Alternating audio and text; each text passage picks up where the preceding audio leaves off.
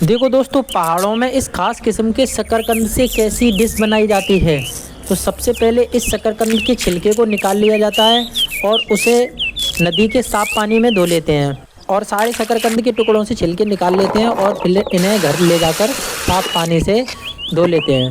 धोने के बाद इन सारे शकरकंदों को धीरे धीरे इस पत्थर पर रखकर ऐसे घिसने लगते हैं। घिसने के साथ इसे पानी में ही मिलाते रहते हैं और धीरे धीरे सारे शकरकंद के छिलकों को घिस लिया जाता है। अब इस पानी को एक एक करके इस कटोरे से बाहर निकाला जाता है और इस कपड़े की सहायता से इसको छान लिया जाता है।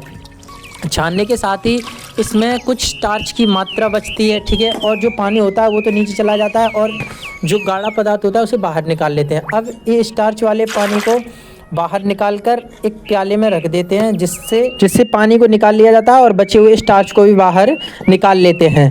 अब इस स्टार्च को निकालने के बाद इसको टुकड़ों में तोड़ तोड़ के एक कपड़े पे डालते रहते हैं, जिससे ये ठीक से साफ हो सके, और सारे स्टार्च को एक प्याले में रख लेते हैं और फिर इसका चूर्ण बनाने के लिए इसको घिसना स्टार्ट करते हैं। अब घिसने के बाद इस सारे चूर्ण को छलनी की सहायता से निकाल लेते हैं और एक प्याले में रख लेते हैं।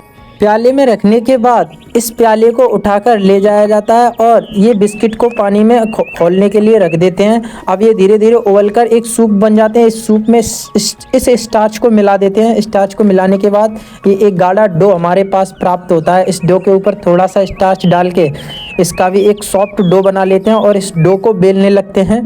बेलने के बाद जब ये डो पूरी तरह बिल जाता है, फिर इसको छोटे छोटे टुकड़ों में काट लिया जाता है और इस पे थोड़ा स्टार्च डाल के इसकी छोटी छोटी कैंडी बना ली जाती हैं। अब इन कैंडी को गोल गोल घुमाकर टॉफ़ियाँ बना ली जाती हैं, गोल गोल।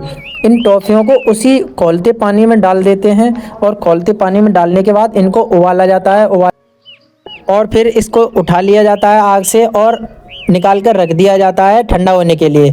अब ये ठंडे हो चुके हैं तो इनके पानी को निकाल देते हैं और देखो ये हमें जेली जैसे मिल चुके हैं और इसमें थोड़ा सा मीठा पदार्थ मिलाया जाता है और फिर से इसको गर्म करने के लिए रख देते हैं। तो गाइस देखो ये हलवा जैसा बन चुका है। अब इसको बाहर निकाल लिया जाता है और इसको एक प्लेट में निकाल लेते हैं। साथ में ही सिंगड़ी पर एक और डिश के लिए कटोरे में कुछ इंग्रेडिएंट्स डाले जाते हैं और उसमें उसी फल के स्टार्च को डाल दिया जाता है और इसे खौलाया जाता है।